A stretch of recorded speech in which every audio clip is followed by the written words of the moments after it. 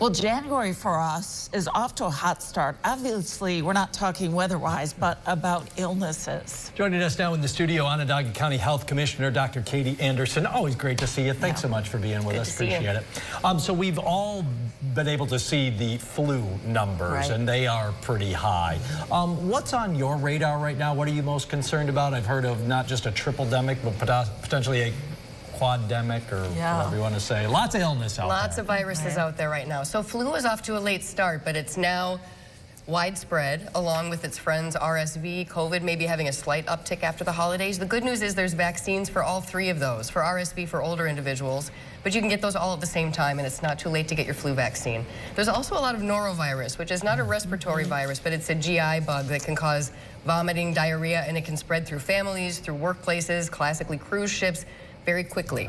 So folks should be taking good precautions for all of these. Staying home if you're sick, washing your hands, and then wearing masks for respiratory viruses. Yeah, I know a few people who've just gotten the norovirus. What else are you watching for, Dr. Anderson? There's been a bit more of walking pneumonia, which is also called mycoplasma, as well as increased bronchitis and a bit of pertussis. And these are all things that may need to be treated with antibiotics. So the guidance is, if it goes beyond what seems like a typical cold, if you have fevers that go on for many days, cough beyond a couple of weeks, you should probably see your doctor.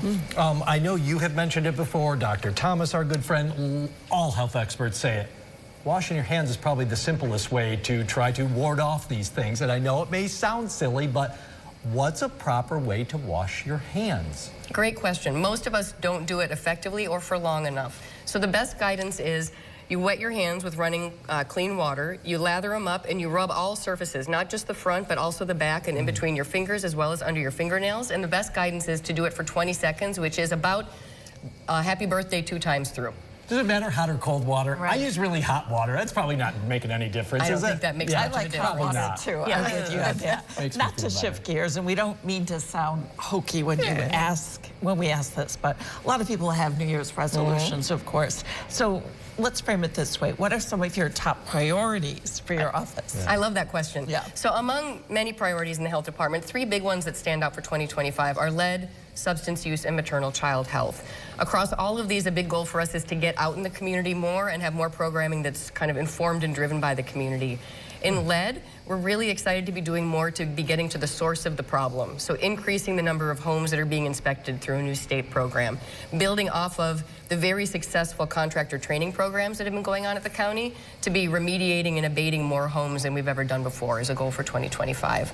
For substance use, which is already pretty present in the community, we're introducing new programs like an overdose response program, which in real time will be going to people's homes who are in crisis, supporting them and connecting them with programs. And then for maternal child health, along the same lines, building up community connections. So we know that unfortunately moms and infants in our community of color unacceptably suffer disproportionately worse health outcomes.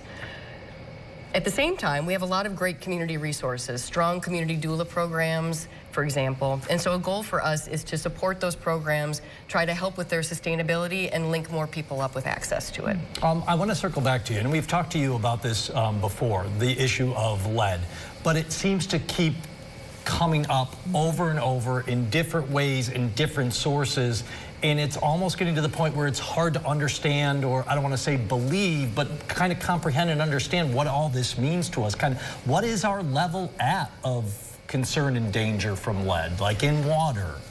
Well, and I want to restate that here and across the country, it's clear that the primary means of exposure of children to lead is through lead paint. That remains true here. For lead, it's also true that we have thousands of homes in Syracuse that have lead service lines. The good news for all of this is that our water source is clear and pristine, coming out of Skaneateles Lake. There's no lead. The water mains have no lead. When it comes into a home that has a lead service line or a lead appliance, and the water remains in contact with that for an extended period, it's possible that the level of lead in the water could go up. The good news is for people who are concerned about that, like myself, who live in homes with lead service lines, you run that water until it's cold, bring in the fresh water from the water main, it's safe and healthy to drink. If you're concerned beyond that, you can use a filter. Simple enough. Yeah, I just also, before we go, we got a little bit more time. Can I ask one last question, Jonathan? Yes. So it sounded like when you were talking about your priorities, and maybe this goes on more than we all realize, that you're going out to the community more. You said out on lead. You said out when you talked about substance abuse to people. Is that new, or are we just not aware of the going to people rather than waiting for people to come to you? I think it's an appropriate shift that's happening, not just in our health department, but everywhere. But recognizing, for one, we want to lower barriers for people accessing us. And getting to the Civic Center, for example, is not feasible for everyone. That's not lowering barriers to access. Second, not everyone, respectfully speaking about me and my staff, people don't necessarily want to be getting services from us. They want to be getting services from people that they can relate to, that they trust. And that's a growing trend in the country as well, this idea of trusted messengers, where the best person to support someone who's in crisis from drug use may be someone who can best speak to that experience, for example. Okay. So more of that and bringing in more of the community into those programs. Somebody listening right now needs help. Where do they turn? They can call the health department hotline at any time, and there's other great resources at Helio as well as at Krause. All right.